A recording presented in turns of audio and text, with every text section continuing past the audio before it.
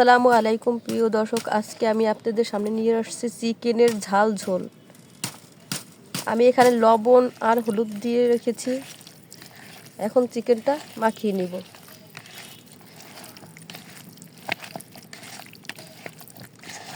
আর কয়েক পিস আলু নিয়েছি, আমার বাচ্চারা আলু খেতে অনেক পছন্দ করে, তার জন্য আলু দিব।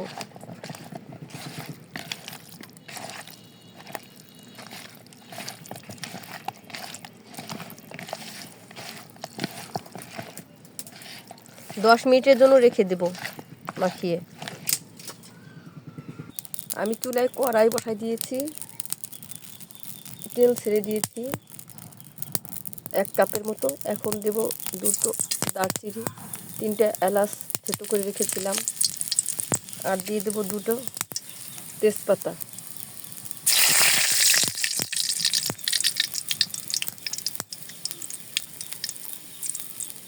ধনে পর্যায়ে দিয়ে দেবো কাঁচা মরিচ।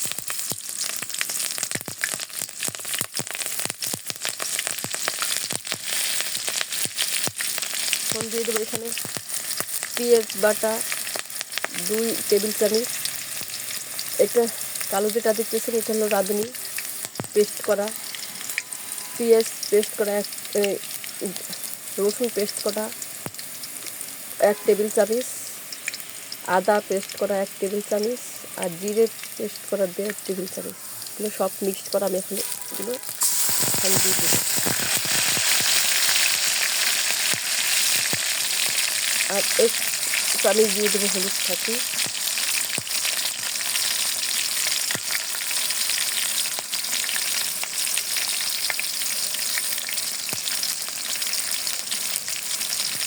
যেহেতু ঝালে ঝোলে রান্না, তাই 2 চামচ দিয়ে দেবো মরিচ ফাঁকিয়ে।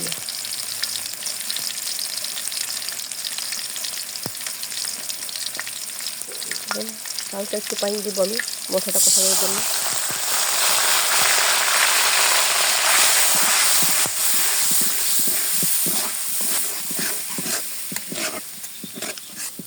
দেখেন দর্শক কি সুন্দর কালার আসছে। মশলাটা হচ্ছে যে কোনো তরকারি রান্না করেন না কেন, মশলাটা কষানোই হচ্ছে মেন। তরকারি স্বাদই আসে মশলা কষানোর মধ্যে। আমি তো এখানে লবণ দিই নাই, এখন লবণ দিয়ে দেবো। দেখেন মশলাটার কালার কি সুন্দর আসছে, আর ফ্লেভারটাও সুন্দর আসছে।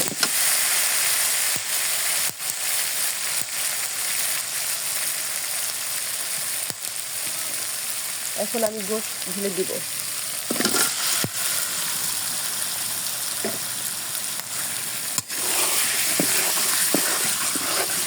তেলটা ভালোভাবে কষিয়ে নেব। দেখেন আমার মশলা দিয়ে কীভাবে কষিয়ে নিয়েছে, একটুটা পানিও দিইনি। এখন মশলার ফ্লেভারটা এইভাবে কষানোর মানতে হলে মশলার যাতে ঘ্রাণটা, সেই ঘ্রাণটা গোসিতে যাতে ঢুকে যায়। এখন আমি মশলার ঘ্রাণটা বের হয়ে গেছে, এখন আমি এখানে সামান্য একটু পানি দিয়ে ঢেকে দিব সেদ্ধ হওয়ার জন্য।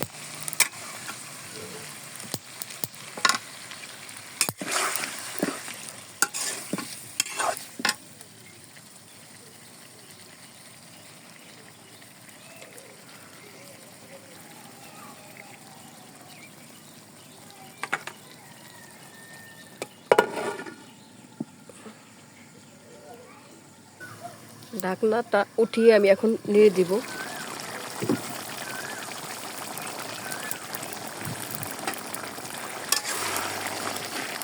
নিচে না লেগে যায়।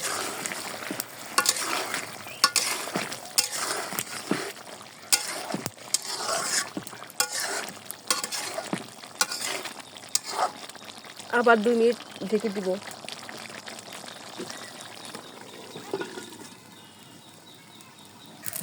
এখন ঢাকনাটা উঠিয়ে নেব।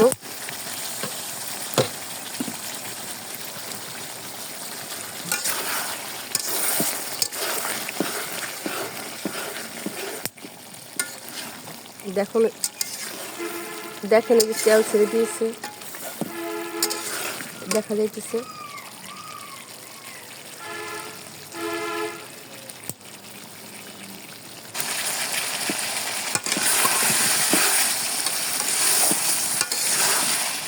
পানিটা ভালোভাবে টেনে যাবে, কিন্তু আমি নাড়াচাড়া দিতে থাকবো।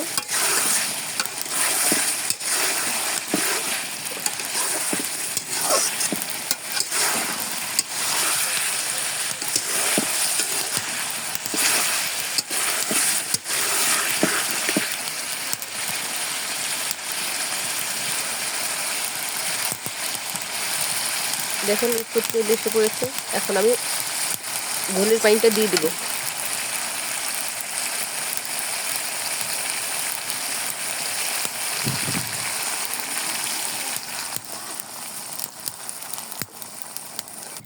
দেখেন আমার ঝোলের পানি দেওয়া হয়ে গেছে। গরম পানি দিয়েছি তো এর জন্য বলক উঠে গেছে তাড়াতাড়ি। এখানে আমি 3টে এলাচ নিয়েছি আর নিয়েছি 1 চা চামচ জিরে। এগুলো ফাঁকি করে আমি দেবো এইগুলো এই ঝোলের ভিতর।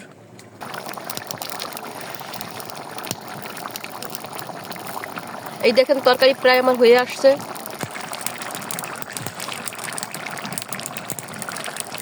আমার তরকারি হয়ে গেছে, এখন আমি সেই জিরে আর এলাচ ফাঁকি দিয়ে দেবো।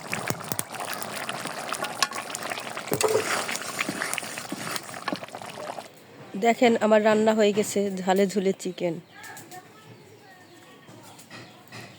আজকে এ পর্যন্ত, আবার নতুন কোনো এক রেসিপি নিয়ে আপনাদের সামনে উপস্থিত হব। আল্লাহ হাফেজ, ভালো থাকেন, সুস্থ থাকেন।